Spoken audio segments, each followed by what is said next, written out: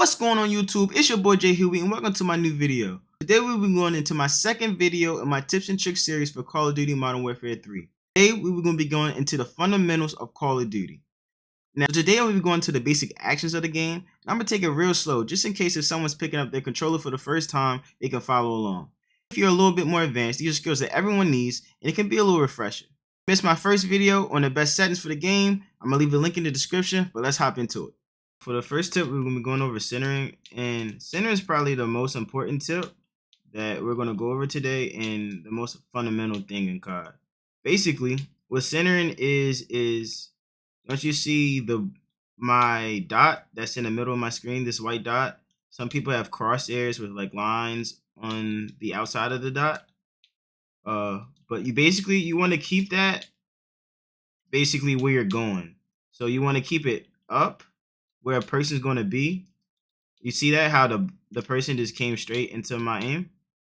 You want to keep this up and in the middle of your screen at all times, like no matter what. So like you see it's just there. So as I'm going through the door, it's aiming at the door. This is going to keep you ready for gunfights. It's going to keep you like aware, so you're actually looking up. Like as I'm running, I can see everywhere I'm going. Like I'm not looking at the ground. I'm not just looking at a wall. Like I'm always looking at where I'm going. It's kind of like when you're driving, you always want to look up ahead in the road. You always want to look up ahead of where you're actually going. So like here, if I chow out here, I'm gonna look and just keep my centering up every time. So this is, like I said, one of the most important things. Like if I'm having a bad day, this is what I'm gonna focus on. Like I'm gonna be like, get my centering up. Keep my centering in the middle. What do I think a person's going to be? If I think he's going to be in that corner, I'm going to look at the corner. Just keep it up at all times. That is how you're going to be ready for gunfights. And that is what's going to help you hit your shots more.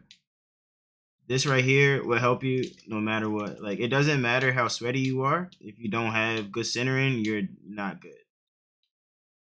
So it's simple to do, but it's really tedious. And people just slack off on it because I don't think they realize how important it actually is. But a lot of times that's the difference between a lot of like good players and great players, is that the great players are just focused on their centering at all times. So second tip, we're gonna go over recoil control, and this is also something that's very fundamental like the rest of these tips. But when you shoot your gun, right, it has natural recoil. And every gun has a pattern, and every gun has it, right? So when you shoot your gun, I'm gonna just shoot it without doing nothing, right? It's gonna pull up.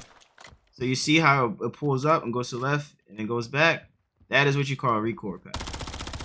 Every gun when you shoot it does it. So I know if you've played before, it's like sometimes, well, most of the time, it's harder to hit shots far away, like that guy over there. But you see how my gun's not really moving?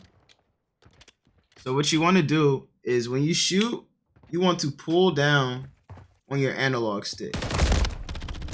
Well, I'm not sure if you saw that, but when you shoot, you just want to pull down on your analog stick a little bit. So to have good aim in general, what you want to do is combine my first two tips. So like say if I'm trying to kill this guy, I want to have good centering on that door, and I want to pull down when I shoot. The centering, pull down. Every time. And then your gun shouldn't move, and you should have good aim. And you just continue to practice this, and this will make you better. My third tip is to always use your lethals and your tacticals. Now your lethals and your tacticals are going to be your grenades, your flashbangs, your stun grenades, your snapshots, claymores, anything like that. You get them every life. If you're playing multiplayer, you get them every life, so it's no reason not to use it. And it gives you information on the map. Information on the map is really important in Call of Duty. So for instance, if I spawn up, right, and I don't know let me just get away from him before he kills me. Alright, so say like if I'm going through this hall, right, and I want to go around this corner. What I'm going to do is stun check it, right? So I stunned it. I got no info, so he's not there. I know he's at least not right there. And then I will use my center and aim there, right? Like, cause if I stun up this hallway, all it can get is up here, right? But if he's in here, he's safe. But I know if I'm here, I know I at least don't have to automatically check right here. I might have to look down there, but that's where I will put my dot down there and then change to here and check that. If that makes sense, right? So always use your stuns. Always use your flashes and your lethals. And you can do the same thing with the Simtex or nade or anything. It all applies. So if you get a hit, then you know he's there. If you don't get a hit, then you know he's not there, and then to aim somewhere else. But always use them because, like I said, it gives you information. And if like you're playing an objective game mode where someone has a trophy, well, you have to basically get rid of the trophy. So you have to keep throwing it at it until the trophy is gone. So the important thing about using your lethals and your attacks is that it just gives you an advantage in a gunfight, right? Like, so I know there's a guy down the steps. What I do is I throw the stun, I get the hit, and then I try to kill him. And that just made my gunfight 10 times easier. We're going to be going over how to read the map. And reading the map is something I can say even in my own gameplay that I try really hard to work on, and something that I can say took my gameplay to the next level, because I was always really good at getting kills, I would say, like just off of pure reaction. But once I learned how to read the map, it made things a lot easier on me, and I could find the kills a lot faster and a lot easier. So if you watch my settings video, you know that by default your map is all the way in the corner of your screen, and I moved mine in a little bit as far as I could. And I do that so that way when I look upwards and to the left of my screen, I'm not looking as far. So it's just more in the center of my screen, makes it easier to look at, right?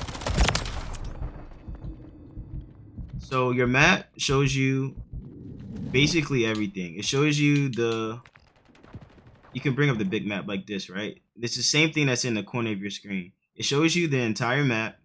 It shows you this is where you are.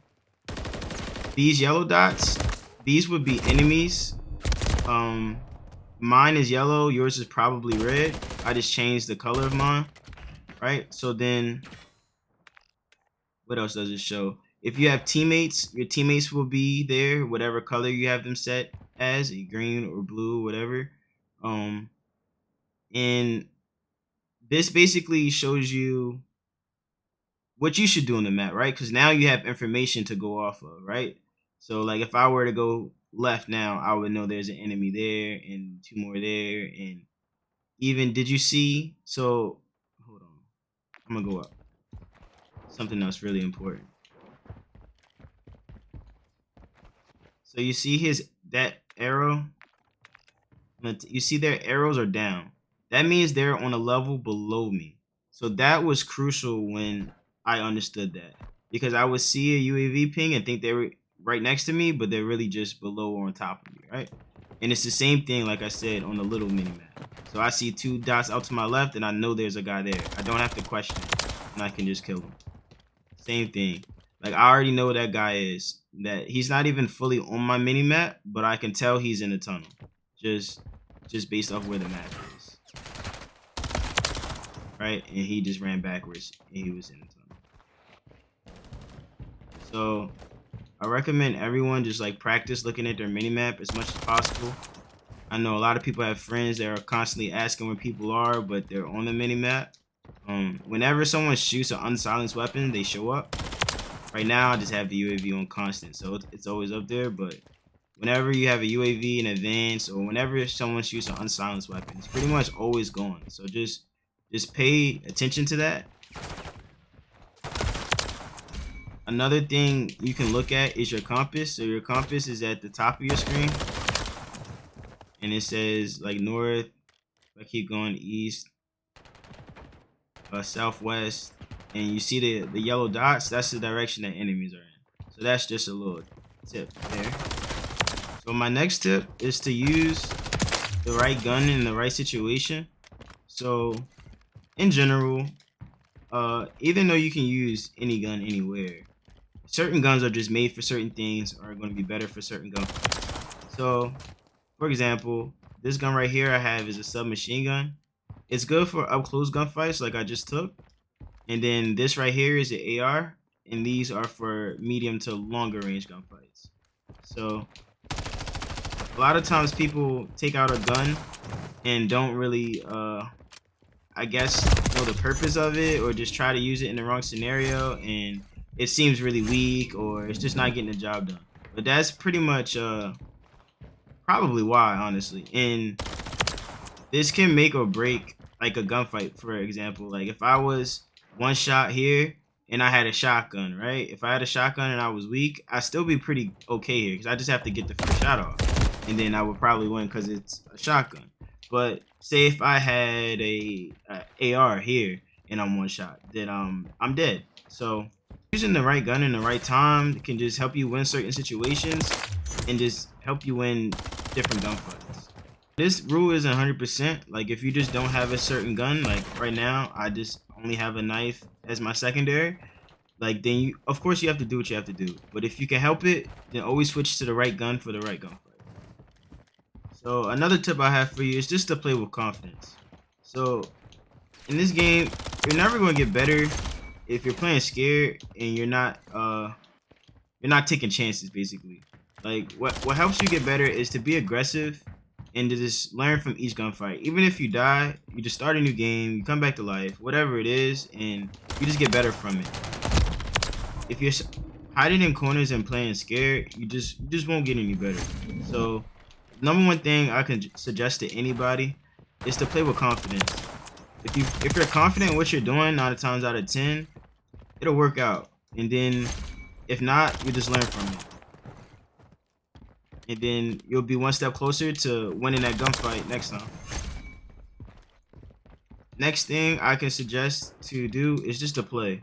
You don't get better without playing, and you don't have to play every day or for 8 hours a day, but you just can't expect to get better at anything if you don't play. You can't expect to be as good as anybody that's on the game if you're not. Like it just doesn't work that way. But hopefully these videos help and you take it in when you do play and you like really try to get better, and then you'll be good. I can just recommend playing with the headset and making sure your game sound is coming out of your headset. Your headset tells you a lot, honestly. You can hear footsteps, you can hear gunshots, and just gives you a better awareness in the game. And awareness is pretty much like 80% of Call of Duty. Once you get your shot down, of course. But if you don't play with your game coming through your headset now, I would immediately do that. Even if you have to buy a cheap headset, that's perfectly fine. You just want to be able to actually feel like you have some type of awareness in the game.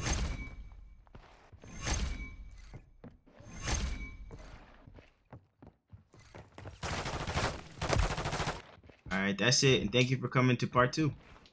And it doesn't move. Alright, so that is what you want to do. A lot of